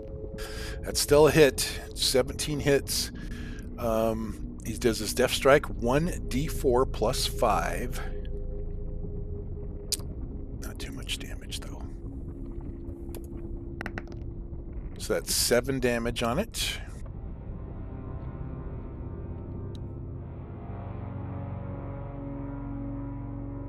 And with that, is there anything else? I mean, that's his Death Strike. That was his standard action there. He still has a move and a minor. With his move, he can shift up to his speed to kind of get away, but then he's going to have to get in there again. Do we really want him to do that?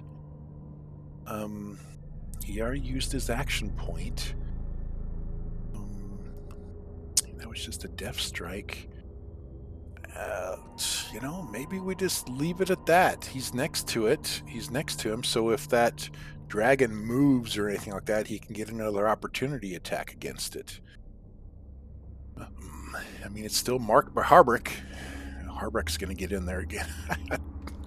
Let's see what Harbrick's going to do.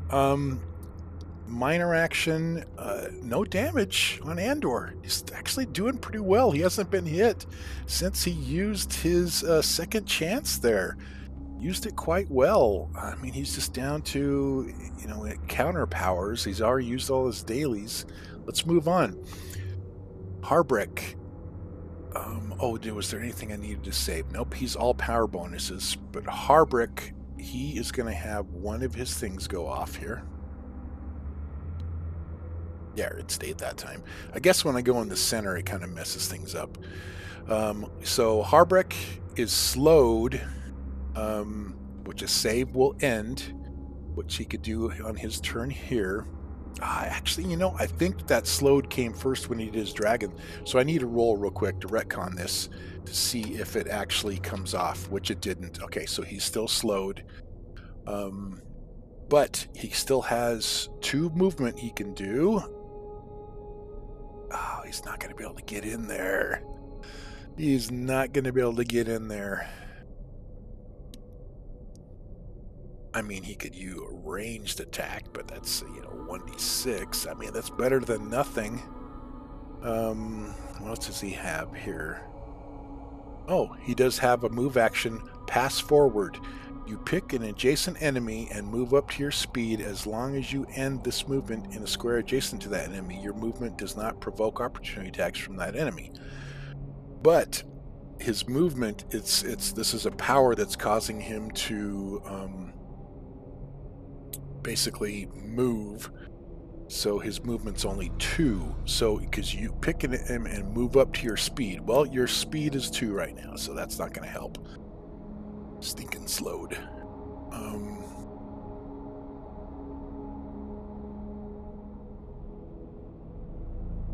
Gosh, he's got to get in there though.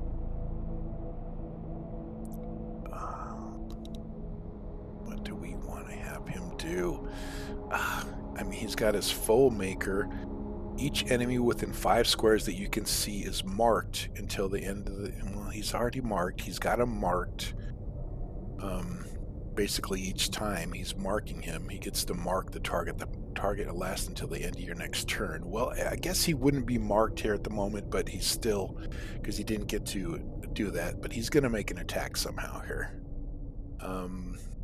Dwarven Power. You regain hit points after you spend a healing surge. Nope. Don't need to do that.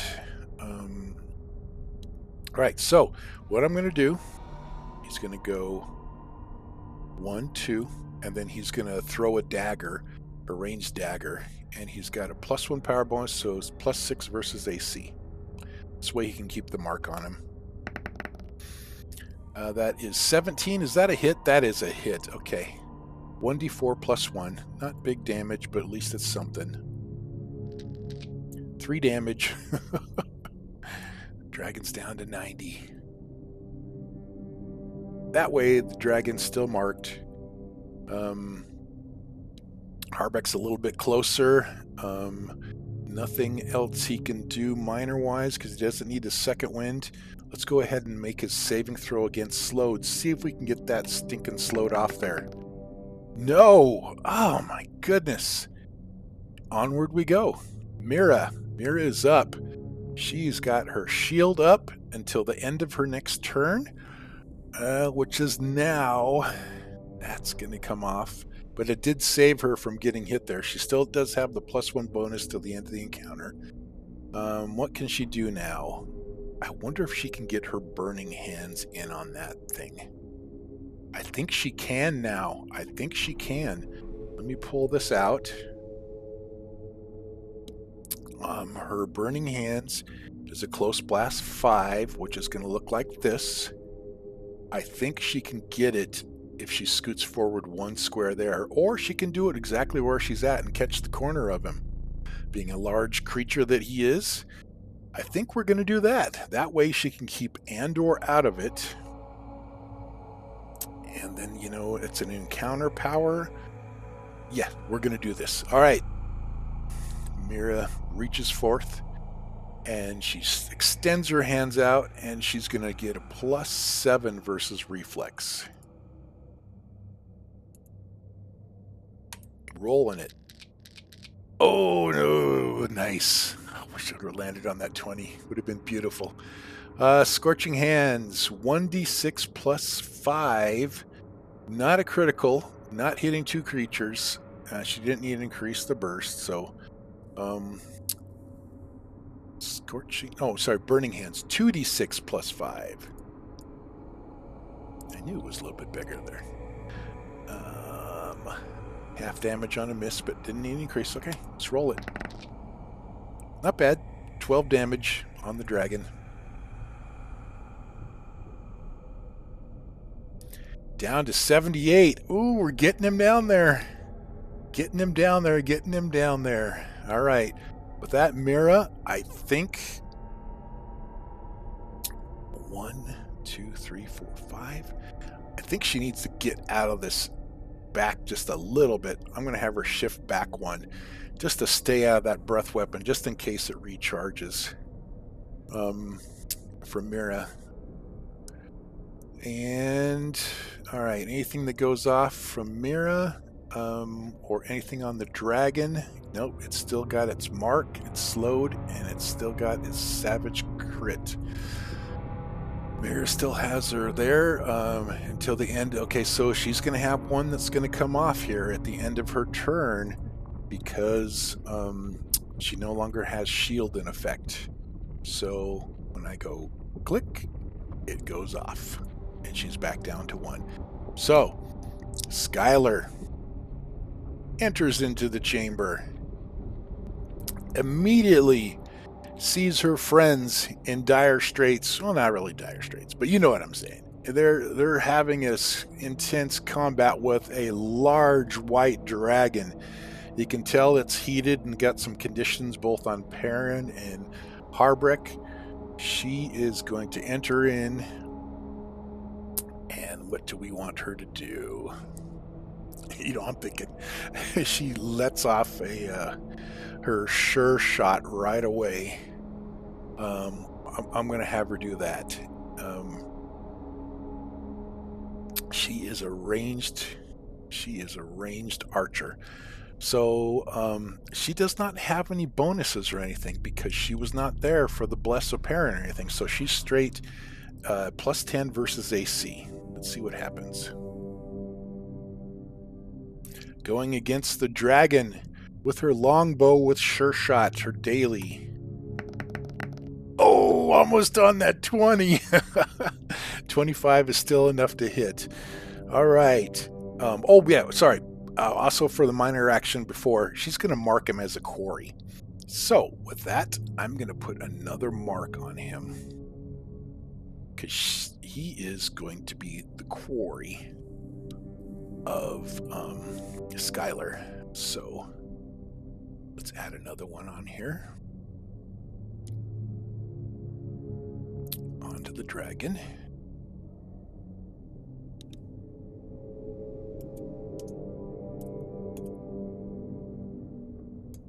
Quarry by Skylar.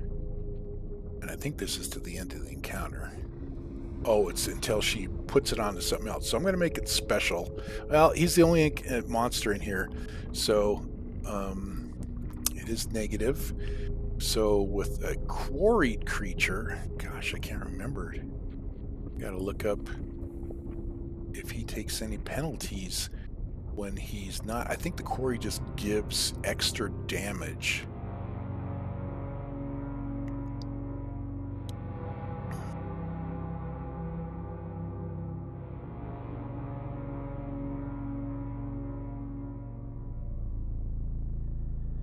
Yep, it just gives extra damage to the archer.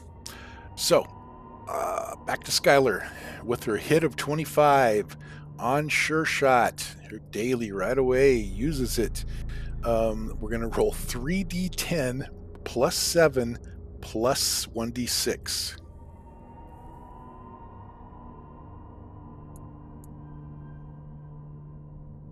For quarry damage. Not a critical. Could have been a critical. We'll see what happens. Ooh, not bad. 30 damage instantly. An arrow comes flying in over Perrin's shoulder, slams right into the dragon, into a critical spot. Oh, it's down to 48. Skylar's entered in and taken a huge shot. Now she's going to action point. Use that action point. And okay, she gets a +1 attack bonus if she shifts more than 2 squares. She's going to evasion strike So she's going to go... you can shift 3 squares before or after the attack.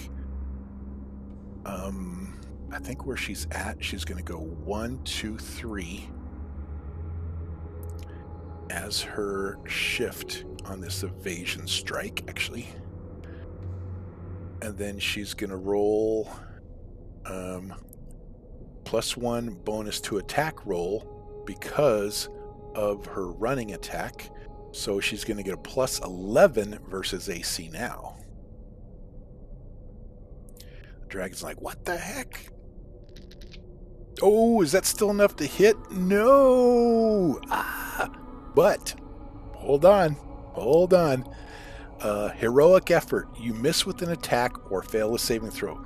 Gain a +4 bonus to the attack roll. That is her heroic effort, which is a free action encounter power. We're going to use it. It's going to take that 14 and make it an 18, which is enough to hit. And we're going to do her evasion strike, which again, with the quarry, it's going to be 2d10 plus 7 and 1d6 quarry damage.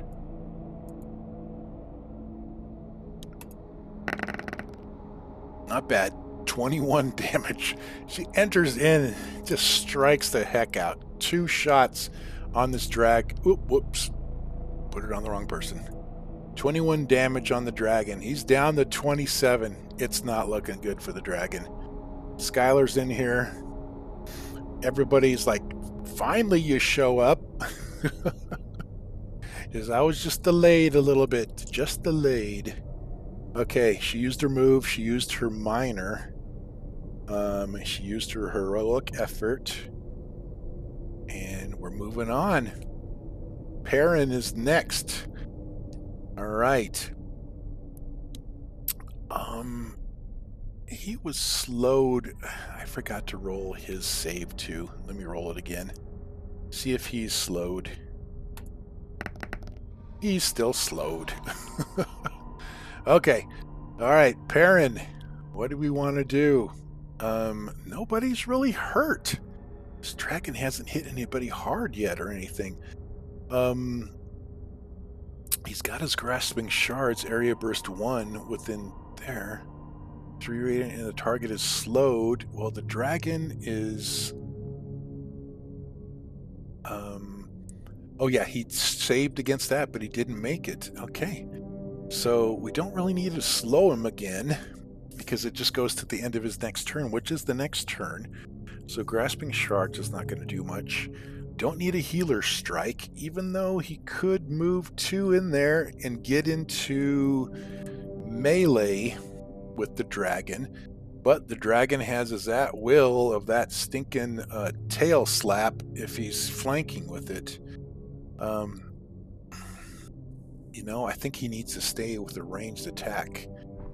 Sacred Flame. Okay, does anybody need to make a saving throw? Let's look. And or no. Harbrek, yes. He needs to save against that slowed. He didn't do it. Let's do this. Let's have him do a Sacred Flame. Ranged 5 plus... Okay, so he's going to get his +1 from the Bless to make it 6 versus reflex, +6 versus reflex. And we're going to use Sacred Flame is at will. Yep. Okay. Rolling. Ooh, 13. Oh, that's just enough to hit. The dragon's reflex is 13. It doesn't have anything to bolster. It doesn't. Yeah. Okay. Just hits it with a roll of 7. Wow. Okay, Sacred Flame, 1d6 plus 4 radiant damage. That's going to be 9 damage on the dragon.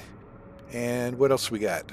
Okay, so and then you can have Harbrek make a save throw. So 9 damage onto the dragon. He's down to 18 hit points. Wow. I think we're going to get this dragon. I just hope he doesn't kill anybody next round. Yeah, because he can get himself into a spot to where he can actually attack. Oh, we'll see. We'll see how it goes. Baron, I get he could make himself have it, but he knows that Harbreck's coming up, so he's going to give him the saving throw. So let's go to Harbreck. Put the D20 out there. Save Harbreck. Yes, he does. And we're ending that save on there. Nice. Harbreck is now just down to his plus penalties. Perrin is the only one that is slowed right now. He hasn't moved anywhere. I guess he could still move his 2 squares, which he probably will want to do because he is a little bit squishy out of all of them. Skylar is not too squishy at AC, so he's going to go 1, 2 to kind of pull back a little bit. And then he's going to make his save to see if he can get his slowed off of there. Rolling the 1d20. And that's a critical save. Well, I guess it's not really a critical save, but he's no longer slowed from it. So let's take that marker off. Nice. Nice round there, Perrin. Way to roll with it. He just still have a minor.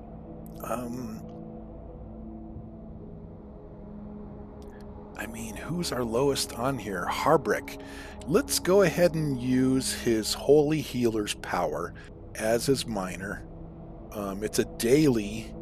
An ally within 5 squares you can spend a healing surge to regain +8 hit points.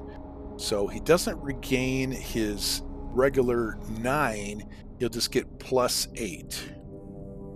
But he does have anything to do with healing, he gets an additional 5 at the moment. So it is a healing power. It doesn't involve him can spend a healing. Oh, yes, he can spend a healing surge. So he's going to get 8, 9, 10, 11 +5. So 16 hit points healed from this. That's not too bad. We'll take that. We'll use that power. And Harbreck is going to get 16, and he's going to have to use a healing surge. Brings him back up to full. Nice job, Perrin.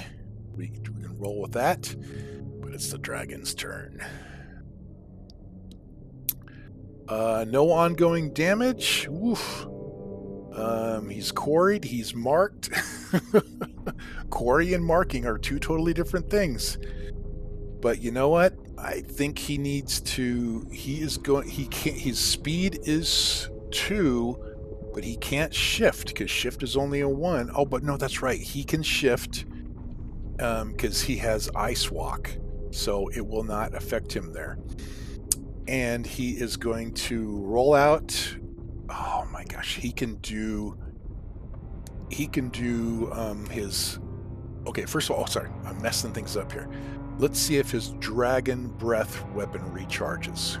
1d6 +5. It recharges. Oh no! He can actually hit both Skylar and Perrin that way. Let's put it out and see what he's looking at here.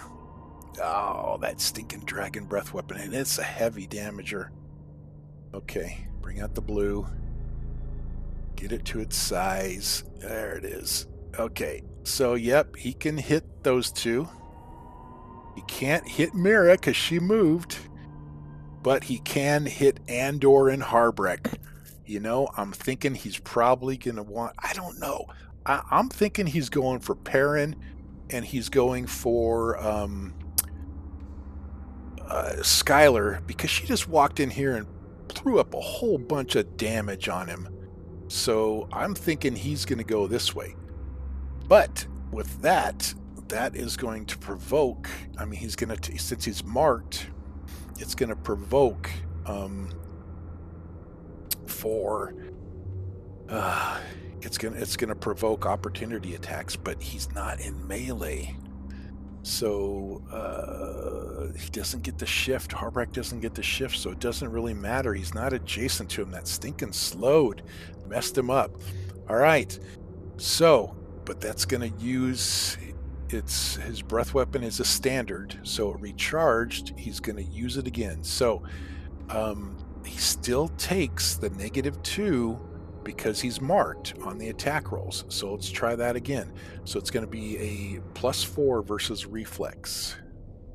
Do the first one on Skylar. Just walked into the chamber. Oh, almost critical. She gets hit. Roll it again for Perrin. And he gets hit too with a 17 on reflex. Yep, that's going to hit them both. Oh boy, some big damage going on here. 3d8 plus 6. I don't think Skylar has anything she can do.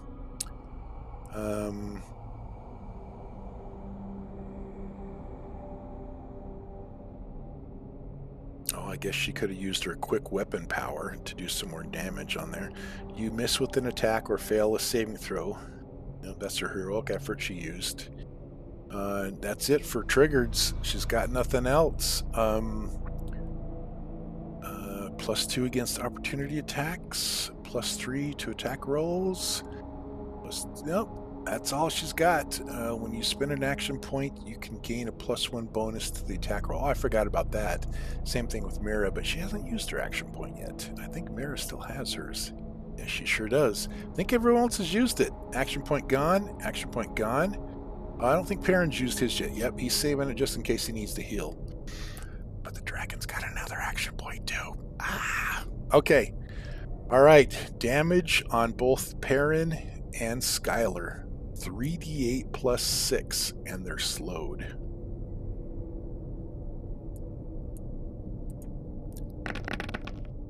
Ooh, not bad. 17. Okay. Skylar takes 17 damage. She's bloodied. Perrin takes 17 damage. He's bloodied. He's down to 6. Ouch. Dragon. Stinking dragon. Somebody kill this dragon, please. Let's make sure I got this right here. Nothing really happens with the quarry. There, he's not weakened. He's slowed, which he'll try to save for. Did he roll a critical? Oh, I forgot. He rolled a critical on Skylar. Oh, because his critical is 17 through 20. So, his damage... Oh my gosh, this is going to be bad for Skylar, but I'm glad she was full hit points. She is 30 damage. So I gave her 17. Oof. And she's got to take another 13. Guess what? That's going to take her down. She is unconscious. Oh my god. She just comes in, fires off a volley of stuff, and this dragon comes around and critical hits her. Oh man. Alright, let's put her condition on here. She is unconscious. Ugh, Skylar.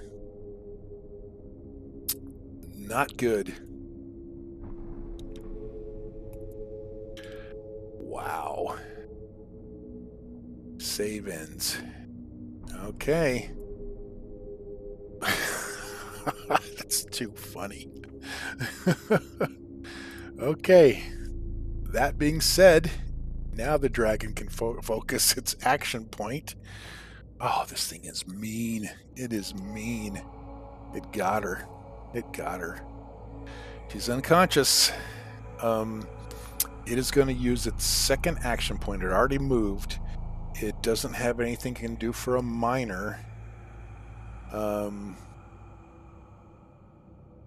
Yep, dazing, stunning, and domination ends on it, but it didn't have anything on there. So it's used its dragon breath weapon again. It's not tail slapping. Its frightful presence, it did use that. That does not recharge. I forgot to click that one off. But now it can use its Dragon Fury again, which is going to turn around and it's going to claw at Andor and Harbrick. So, criticals on 17 through 20. Let's see what happens. Ugh. Alright. It will take a -2 penalty on the attack on Andor. And it will take regular onto Harbrick because he's marked. So, claw attack, it's +6 versus AC for Andor. That's a critical hit. Shit. And then we're going to also do the +8 on the claw attack against Harbrick. And that is a miss. Okay, critical hit of the claw does 20 damage on Andor. Ooh, Andor. 20 damage. Ouch. He's instantly bloodied. Massive dragon claw comes in, hits him hard. He's bloodied. This thing is it's harsh. It is harsh. I mean, it's a dragon too. What do you expect? All right, it's knocked Skylar unconscious. She comes in, brave as can be, and immediately gets breathed. And I forgot to also put on there too. They are slowed. So Skylar, she needs to be saving against that. But what was it? He did Dragon Breath slowed. Let's do this. Skylar first.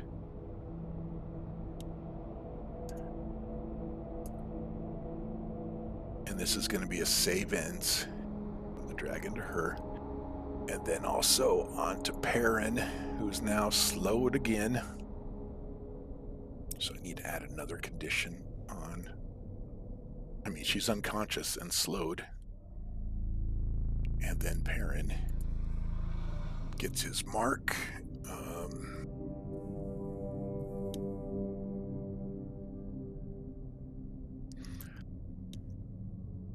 Oops. Dragon Breath.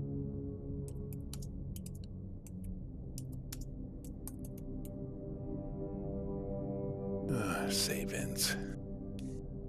Hopefully we can take this dragon out. The team can take it out before the end of the round. Actually, it will happen. Mira has an action point. She can just do 2 magic missiles on her turn, and then action point, that will be the 18 damage. So, the dragons moved. It got into claw range. It got into dragon breath range. Knocked Skylar unconscious. Slowed Perrin. Didn't do critical damage, but did enough to bloody him down to 6 hit points. Skylar's at -2, needs to make a save. But on Perrin's turn, before the dragon gets to go again, or the dragon dies, he can do some healing on Skylar and get her back up. She's got her full allotment of surges, so she just got into the wrong position. I guess she should have stayed back, but the dragon breath could have went down the hall too. It didn't really matter. All right, he uses the second action point to do the claw attacks, then bloodying Andor, but missing Harbrick. With that, we're going to go on to Andor. I don't think there was anything he could do against the attack. He already used his second chance on there, but he still just has his second wind. So for his turn, okay, so the dragon's done. We need to save against the slowed. Does he save? He does. Okay. So his condition is finally going to go off. This is going to mess everything up. Let's find out.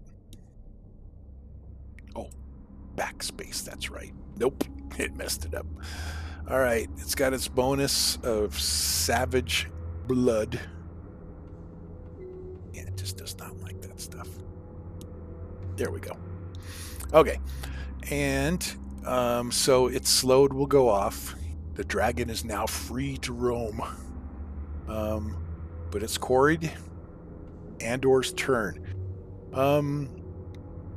At this point, I think I will have him use his tumble, where he can shift up to his speed, which will be 1, 2, 3, 4. Okay, 1, 2, 3, 4, 5, 6. Okay. And, oh, this Lance of Faith went off too. I forgot about that one. That one goes away because he did make his attack on him.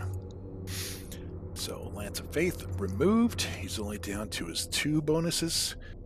Let's go. He's going to tumble. So he uses his tumble. As his encounter, he's going to shift away. And then he is going to Second Wind, which allows him to use a healing surge, which he's got a surge of 7 to heal himself, to at least get him up a little bit, up to 15. He's still bloodied, but you know, maybe he could take another shot. And that Second Wind, if I remember correctly, let me look it up. I think that costs a standard. Let's find out. Yep, it's a standard action. He doesn't have anything else he can do besides his move action. He's got a minor. His repulsion armor really didn't come into effect there at all. He's got nothing else he can do. Andor's going to just probably hang back there, bloodied, and figure it out from there. Harbreck's next. Not flanking, dragon! Not flanking! He's going to... Not slowed. He's going to move forward with his +1, marking on him. Now he's in melee with him. So if he tries to move or do anything like that, Dragon's going to take an opportunity attack. All right, so here comes... What do we got here? Foe Maker. Nope. Dwarven Armor Power. You regain hit points as if you spend... Nope, doesn't need it. Sweeping Strike. Ooh, that could be good. He could knock him prone. Knock him down on the ground.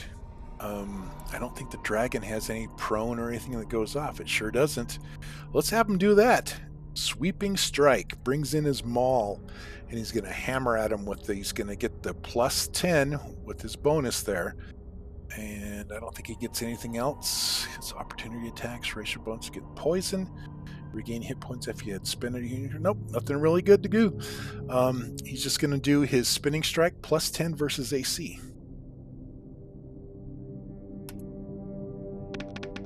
Oh, close to that 20. 25 is still a good hit. Spinning strike 2d6 +6, and you knock the target prone. He could kill him here. Could kill him if we roll high enough.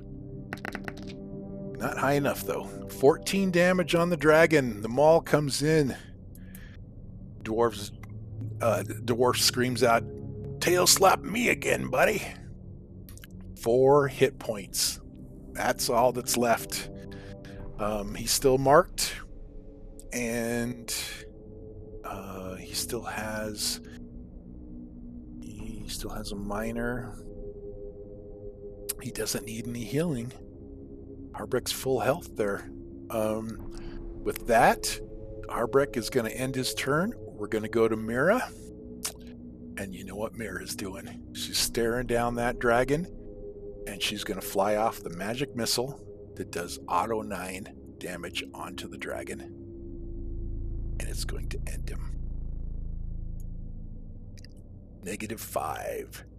The dragon is gone. He's no longer marked. He doesn't have his bonuses. Send him down to the graveyard. There you go. Have your nice home there in the graveyard, buddy.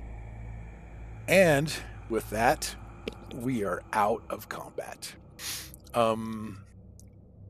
At that point, she just used there. She still has her action point too. Mira does. That magic missile auto 9 comes in well. At this point, being out of combat and encounter, we can go ahead and have...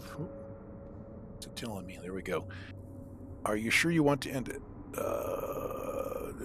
This will reset monsters' health. Yeah, yes, that's fine. And then we're going to remove them from here. Where to go? Move all monsters. They are gone. Okay. With that, Perrin, as he gets to his turn, Skylar would not be able to take her turn, and Perrin would come up and he'd be able to use a healing word on her and get her healed. He did have a whole bunch of bonuses on there. They gave him a +5 from his oh gosh, I can't remember what it was. Beacon of Hope. So he, additional 5. So if he uses a healing word, she'd get to use a healing surge of 7 +5 +3 +1. So that would be 7 math, 10, 16. She'd get to heal, and she would be back conscious again, just from the healing. Yep, she's back up. But hey, what happened? We'll go ahead and take all their conditions off here and their bonuses, since we are now out of combat. We don't really need to do any healing because this is the end of this delve. They are pretty much have taken care of the dragon. It wasn't easy. There was a lot of blooding going on. Perrin's still sitting at 6 hit points. Excuse me. And Andor got himself back up to 15, but Perrin could use the healing, another standard, to do his other healing word on himself if they needed to go another round, but they didn't. Poor Skylar's like, what did I miss? And coming back from being unconscious, and then finding out she still did well. She came in there and let off a good volley. It's just she got herself in a range for that stinking dragon breath. But all good. The encounter has been finished, but there is still one more thing left. The adventurers, because it's a dragon, obviously the dragon's going to have its dragon hoard somewhere. There is a treasure chest in here. The adventurers will find it. With a DC 20 thievery check, they'll be able to open it up. They'll find the piece of dragon hide that Teledorthan wanted to recover. Some guy in one of the towns there. All good. We can get that back to him. 100 gold pieces, a small pearl, and a small felt bag worth 20 gold pieces. And then the better thing, the Life Drinker Dagger, level 5 uncommon magic item worth 1,000 gold pieces. Yeah, we're giving that to Mr. Andor for sure. A Life Drinker Dagger. That will work very, very well. We'll add that to him as we go for another encounters, but this will finish this encounter. We're now back up to a party of 5. I really felt like I needed to add one more person in there. I think they probably could have handled the dragon by themselves. Some of them might have got knocked unconscious. So I threw a striker ranger in there. But I'll probably keep Skylar around for other delves and other adventures that goes on here, just to kind of keep the party back up to where they fully are. With that, we shall end this session, and I hope you enjoyed the Dungeon Master's Guides adventure. Well, it's kind of like a dungeon delve adventure. It's more just like a 5 encounter adventure entitled Kobold Hall, with 5 encounters in there. We just played through all 5 and met this dragon at the end and defeated him. With that, have a great time, and until next time.